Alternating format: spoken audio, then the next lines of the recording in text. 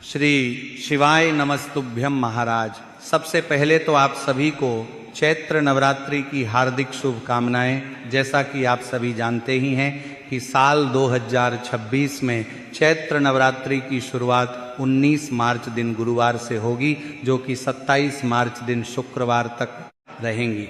ऐसे में महाराज आज हम जानेंगे कि चैत्र नवरात्रि में माता रानी का पूजन सभी माताएं और बहनें अपने ही घर में बिल्कुल सरल विधि से कैसे कर सकती हैं, यानी कि चौकी कहाँ लगानी, दिशा में लगानी चाहिए और माता रानी की स्थापना किस प्रकार करनी चाहिए। इसलिए आज हम बहुत ही सरल भाषा में पूरी विधि समझेंगे, ताकि कोई भी माता या बहन इस चैत्र नवरात्रि अपने घर में माता रानी की स्थापना करके पूरे 9 दिनों तक श्रद्धा और भक्ति के साथ पूजा कर सके। महाराज चैत्र नवरात्रि हमारे सनातन धर्म का बहुत ही पवित्र पर्व है। इन 9 दिनों में हम मां दुर्गा के 9 स्वरूपों की पूजा करते हैं और माता रानी से अपने परिवार के सुख, शांति और कल्याण की प्रार्थना करते हैं। कहा जाता है कि जो भक्त सच्चे मन से नवरात्रि में माता रानी का पूजन करता है, उसके घर में सुख और समृद्धि बनी रहती है और माता रानी की विशेष कृपा उस परिवार पर रहती है। इसलिए जो भी माताएं बहनें यदि नवरात्रि में अपने घर में माता रानी को विराजमान करना चाहती हैं, तो उन्हें पूजा की सही विधि का ज्ञान होना आवश्यक है। लेकिन उससे पहले यदि आपको यह जानकारी उचित लगे तो वीडियो लाइक करें, चैनल को सब्सक्राइब करें और कमेंट बॉक्स में जय माता दी जरूर लिखें। तो महाराज नवरात्रि के पहले दिन यानी कि 19 मार्च गुरुवार को सुबह सुबह स्नान आदि करने के बाद आपको अपने घर में चौकी की स्थापना करनी होगी। जहां तक संभव हो आपको चौकी पूर्व दिशा की ओर लगानी चाहिए, क्योंकि पूर्व दिशा को बहुत शुभ माना जाता है। लेकिन यदि किसी कारण से पूर्व दिशा में चौकी लगाना संभव न हो तो उत्तर या पश्चिम दिशा में भी चौकी लगाई जा सकती है।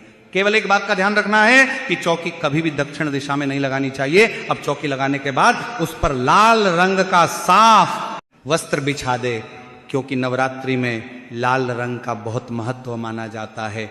अब महाराज चौकी पर थोड़ा सा चावल रखकर उसका आसन बनाना है और उसी पर माता रानी की मूर्ति या फोटो को स्थापित कर देना है। जब माता रानी को चौकी पर विराजमान कर दिया जाता है तो समझ लीजिए कि आपने अपने घर में जगत जननी मां जगदम्बा को आमंत्रित कर लिया है। इसके बाद नवरात्रि में ज्वारे बोने का भी बहुत महत्व बताया गया है। इसलिए यदि संभव हो तो ज्वारे अवश्य बोने चाहिए। ज्वारे बोने के लिए आप एक साफ थाली या मिट्टी का कुंडा ले सकते हैं। उसमें थोड़ी सी मिट्टी डालकर जौ के दाने बो दिए जाते हैं और उसी मिट्टी में जौ उगते हैं, जिन्हें ज्वारे कहा जाता है। यह माता रानी की कृपा और समृद्धि का प्रतीक माने जाते हैं। अब महाराज ज्वारे बोने के बाद कलश स्थापना की जाती है।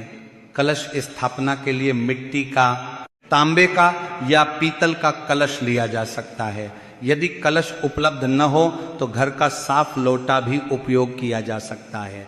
सबसे पहले कलश के कंठ पर मोली बांधी जाती है और उसके ऊपर रोली से स्वास्तिक का चिन्ह बनाया जाता है। इसके बाद कलश को शुद्ध जल से भर दिया जाता है और उसमें हल्दी, सुपारी, सिक्का, थोड़े चावल और फूल डाल दिए जाते हैं। फिर कलश के मुंह पर आम के पत्ते लगाए जाते हैं, जिन्हें पंच पल्लव कहा जाता है। इसके ऊपर एक छोटी कटोरी रखकर उसमें चावल भर दिए जाते हैं और उसके ऊपर मोली से बंधा हुआ नारियल रख दिया जाता है। यदि नारियल खड़ा रखा जाए तो उसका मुख ऊपर की ओर होना चाहिए और यदि लेटा कर रखा जाए तो उसका मुख पूजा करने वाले की ओर होना चाहिए। इसके बाद थोड़ा सा चावल रखकर भगवान गणेश जी को भी चौकी पर विराजमान किया जाता है, क्योंकि किसी भी शुभ कार्य की शुरुआत भगवान गणेश के पूजन यह कार्य से ही होती है। अब चौकी की स्थापना पूरी हो जाती है। इसके बाद चौकी के सामने देसी घी का दीपक जलाया जाता है। यदि संभव हो तो अखंड दीपक भी जलाया जा सकता है, जो पूरे 9 दिनों तक लगातार जलता रहता है। लेकिन यदि ऐसा संभव न हो तो रोज सुबह और शाम दीपक जलाना भी पर्याप्त होता है। अब महाराज दीपक जलाने के बाद माता रानी के सामने हाथ जोड़कर संकल्प लिया जाता है। संकल्प में माता रानी से प्रार्थना की जाती है कि हे माता रानी, आज से मैं पूरे 9 दिनों तक आपके व्रत और पूजन का संकल्प ले रहा हूँ या ले रही हूँ। आप मेरी पूजा को स्वीकार करें और यदि इन दिनों में मुझसे या मेरे परिवार से कोई गलती हो जाए तो हमें क्षमा करें। इसके बाद पूजा की शुरुआत की जाती है। सबसे पहले भाव रूप में जल के छींटे देकर माता रानी गणेश जी और कलश को स्नान कराया जाता है। इसके बाद गणेश जी को जनेऊ और मोली समर्पित की जाती है और माता रानी को लाल रंग की चुनरी ओढ़ाई जाती है। यदि चाहें तो कलश पर भी चुनरी बांधी जा सकती है। इसके बाद रोली से तिलक लगाया जाता है। गणेश जी, माता रानी, कलश, नारियल, ज्वारे और दीपक सभी को रोली से तिलक लगाया जाता है। फिर फूल समर्पित किए जाते हैं। यदि फूलों की माला हो तो माला चढ़ाई जा सकती है और यदि केवल फूल हो तो फूल भी चढ़ाए जा सकते हैं। इसके बाद माता रानी को श्रृंगार का सामान अर्पित किया जाता है। माता रानी को 16 श्रृंगार चढ़ाना बहुत शुभ माना जाता है। लेकिन यदि सभी चीजें उपलब्ध न हो तो श्रद्धा के अनुसार जितना संभव हो उतना श्रृंगार समर्पित किया जा सकता है। इसके बाद माता रानी को भोग समर्पित किया जाता है। स्थापना के दिन यदि संभव हो तो पान का भोग अवश्य चढ़ाना चाहिए। यदि मीठा पान उपलब्ध हो तो मीठा पान चढ़ाया जा सकता है और यदि न हो तो पान के पत्ते पर पतासा, सुपारी, लौंग और इलायची रखकर भी भोग समर्पित किया जा सकता है। इसके साथ पतासा या मिश्री का भोग भी चढ़ाया जाता है और फल या पंचमेवा भी अर्पित किया जा सकता है। इसके बाद थोड़ा सा जल समर्पित करके माता रानी से भोग ग्रहण करने की प्रार्थना की जाती है। इसके बाद जो भी पाठ करना हो, जैसे दुर्गा चालीसा, दुर्गा सप्तशती या नवरात्रि की कथा, वह किया जा सकता है। अब महाराज बात करते हैं हवन कि नवरात्रि के दिनों में हवन का बहुत बड़ा महत्व बताया गया है। कहा जाता है कि जब हम अग्नि में आहुति देते हैं तो वह सीधे देवताओं तक पहुंचती है। इसलिए यदि संभव हो तो नवरात्रि में हवन अवश्य करना चाहिए। हवन करने के लिए सबसे पहले हमें अग्नि तैयार करनी होती है। इसके लिए आप गाय के गोबर से बने हुए उपले का उपयोग कर सकते हैं। ये उपले आपको बहुत आसानी से बाजार में मिल जाते हैं, जहाँ पूजा का सामान मिलता है वहीं पर यह भी मिल जाते हैं। एक उपला लेकर उसे जला दीजिए और जब वो अच्छे से जलने लगे तो उसमें थोड़ा सा कपूर डाल दीजिए ताकि अग्नि अच्छी तरह प्रज्वलित हो जाए। अब जब अग्नि तैयार हो जाती है तो हवन शुरू किया जाता है। सबसे पहले हम देसी घी की आहुति देते हैं। देसी घी की 2 आहुतियां अग्नि में समर्पित की जाती हैं। इसके बाद लौंग की आहुति दी जाती है। लेकिन यहां एक बात का ध्यान रखना चाहिए कि लौंग हमेशा जोड़े में समर्पित की जाती है। इसका अर्थ है कि 2 लौंग एक साथ अग्नि में डाली जाती हैं और ये लौंग पूरी होनी चाहिए, टूटी हुई नहीं होनी चाहिए। सबसे पहले 2 लौंग का एक जोड़ा अग्नि में समर्पित कीजिए और फिर 2 लौंग का दूसरा जोड़ा समर्पित कीजिए। इसके बाद जो भोग माता रानी को चढ़ाया गया है उसका थोड़ा सा भाग अग्नि में समर्पित किया जाता है। जैसे यदि पतासा चढ़ाया है तो पतासे का थोड़ा सा भाग अग्नि में डाल दिया जाता है। यदि मिश्री चढ़ाई है तो मिश्री भी समर्पित की जा सकती है। यदि पंचमेवा चढ़ाया है तो उसमें से थोड़ा सा भाग अग्नि में अर्पित किया जा सकता है। माना जाता है कि जब हम अग्नि में भोग समर्पित करते हैं तो वह सीधे देवताओं तक पहुंचता है।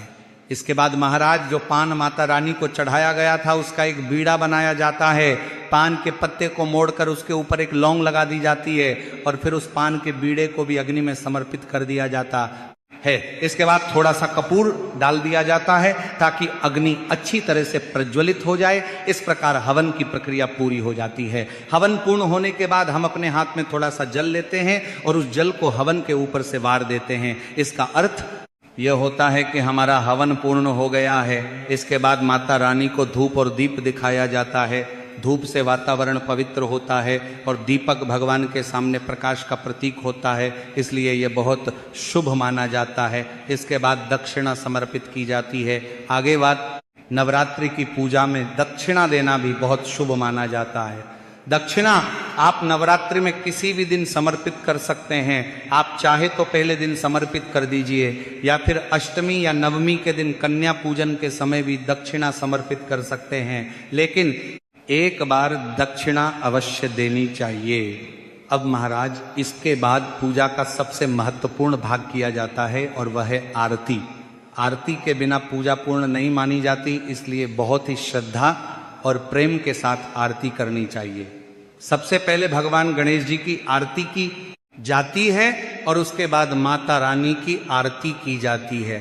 माता रानी की जो भी आरती आपको आती हो वही आरती आप भक्ति भाव से कर सकते हैं। आरती करने के बाद हाथ जोड़कर माता रानी से प्रार्थना की जाती है कि यदि पूजा में हमसे कोई गलती हो गई हो तो माता रानी हमें क्षमा करें और हमारे परिवार पर अपनी कृपा बनाए रखें।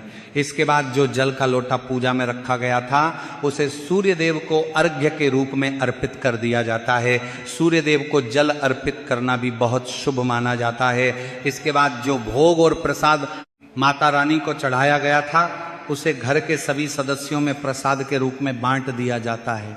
प्रसाद को घर के सभी लोगों के साथ बांटना चाहिए, इससे घर में प्रेम और शुभता बनी रहती है। अब महाराज एक महत्वपूर्ण बात यह भी है कि जो चौकी हमने स्थापित की है वो पूरे 9 दिनों तक उसी प्रकार लगी रहती है। चौकी को हटाया नहीं जाता है।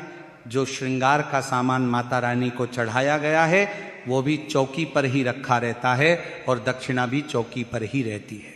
केवल प्रसाद को पूजा के बाद उठा लिया जाता है और घर के सभी लोगों में बांट दिया जाता है। तो महाराज इस प्रकार से पूरे 9 दिनों तक रोज सुबह स्नान करके माता रानी की पूजा करनी चाहिए, दीपक जलाना चाहिए, माता रानी को भोग लगाना चाहिए और आरती करनी चाहिए। यदि संभव हो तो थोड़ा सा हवन भी रोज किया जा सकता है, क्योंकि नवरात्रि में हवन का बहुत महत्व माना गया है। इसके साथ ही शाम के समय भी माता रानी के सामने दीपक अवश्य जलाना चाहिए और माता माराना तथा आरती समर्पित करनी चाहिए। अब महाराज जब 9 दिनों की पूजा पूरी हो जाती है तो अष्टमी या नवमी के दिन कन्या पूजन किया जाता है। छोटी छोटी कन्याओं को माता रानी का स्वरूप मानकर उनकी या उपहार तथा दक्षिणा दी जाती है। इस प्रकार बहुत ही सरल और सहज तरीके से कोई भी माता या बहन अपने घर में शारदीय नवरात्रि की पूजा कर सकती है। इसके लिए किसी कठिन विधि की आवश्यकता नहीं होती, केवल सच्ची श्रद्धा और भक्ति की आवश्यकता होती है। जो भी भक्त सच्चे मन से माता रानी की पूजा करता है उसके जीवन में सुख, शांति और समृद्धि अवश्य आती है। यदि जानकारी उचित लगी हो तो वीडियो को लाइक और चैनल को सब्सक्राइब करके कमेंट बॉक्स माता रानी का जयकारा जरूर लगाएं। धन्यवाद।